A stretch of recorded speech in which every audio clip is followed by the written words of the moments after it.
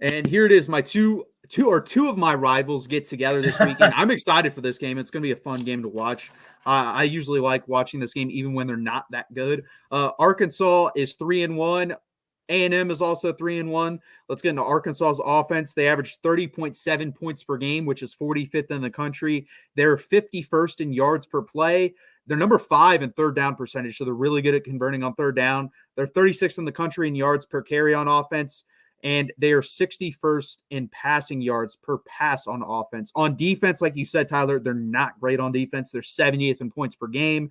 They're 70th in yards per play. They're 50th on third down percentage allowed. They allow 3.7 yards per carry, which is 48th in the country. And they have one of the worst defensive lines at getting after the quarterback, only a 2.54% sack rate. That is abysmal. That is 113th in the country out of 134 teams. For A&M on offense, it has not been great so far. 24 points per game even, 80th in the country. Yards per play, they are 73rd in the country. Yards per carry on offense, they are 33rd in the country. I will say this, their offensive line has gotten way better so far this year. Only a 2.56% sack rate. That's 24th in the country. So a much improved offensive line from honestly what A&M's even thought of. Passing yard, or sorry, on defense, 21.0 points per game. That is 43rd in the country. Yards per play is 59th in the country. Rushing is 66th in the country on yards per carry. Passing is 6.8 yards per pass given up, which is 55th in the country. And in this, it's the opposite. Everyone was talking about their D-line. Their D-line does not really get after the quarterback. 4.95% sack rate. That is 81st in the country. Nick Scourton and those guys I thought would be much better at getting after the quarterback. That has not been the case. What is your opinion on this game, Tyler? A&M is favored by 4 in this game, and the over-under here is set at 52.5. Yeah, I think that's right on the dot, to be honest. I think it's going to be around 31-28, 31-24, somewhere right there. Arkansas, you got to give Taylon Green a lot of credit. He gets a lot. If you look at their third down percentage, he's getting a lot of them through the ground. It's kind of crazy. He did that all game against Auburn. I think in which he had 5 runs in a row on third down, and it was just crazy.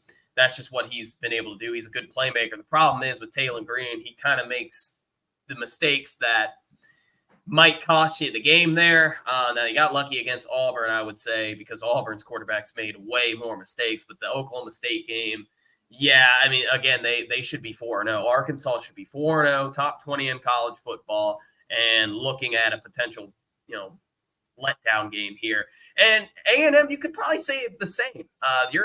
Your 13-13 game, third down and 8 at your own, I believe, 17, and all you needed was about 4 yards. Connor Wigman hits it out to Le'Veon Moss, and he doesn't pull that ball out. In fact, he tucks it in, being a yard short.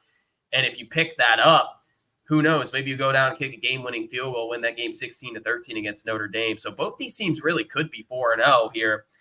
And with Texas A&M, yes, their offensive line's playing a lot better. They've had some bad injuries there. I think Zun is back, which he's their best tackle there. And then it looks like they're just going to go with Marcel Reed. Now, they had a letdown performance last week against Bowling Green, and give Bowling Green a lot of credit. They should have probably beaten Penn State. They were 2 plays away from beating Penn State, probably 2 or 3 plays away from actually beating Texas A&M too. So give Bowling Green a lot of credit here. I think A&M is going to be able to run the football, and I don't think they'll be able to shut down the run completely, because they're not a great rush defense, but they're a decent rush defense, and they know that that's what Arkansas and Bobby Petrino is going to want to do. They're going to try to run Jaquinton Jackson as much as they can and as well as they can. So I like Texas A&M here. It's in Jerry World. I believe this is the last time that it's played in Jerry. This is either the last time or the second to last time that it's played at AT&T Stadium. I like Texas A&M though. I think they'll run the ball just enough, and they just have the better defense. I think it'll be a 31-24 type deal. But give me the Aggies. Yeah, so I'm going to pick Arkansas again. or and go against you. I just think their offense is able to create enough against this defense, which honestly, looking at the numbers, I thought it was going to be better because they have talent on that side of the ball. They're really talented, and everyone was talking up that side of the ball coming into the season. And I think Taylor Green on the ground, and honestly, if he can make some plays through the air versus this defense. A&M definitely has a slightly better defense, and I think Arkansas has a slightly better offense. I think these are, I mean, because of the number, they're basically two pretty damn even teams.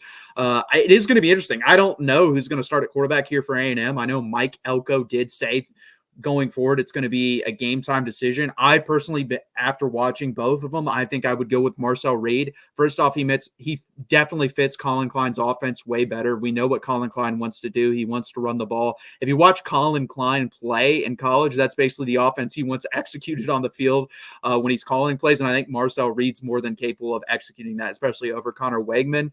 So it's going to be interesting. I'm honestly just putting my faith more in Taylor Green, which I can't even believe I'm saying because I had him ranked very low coming into the season.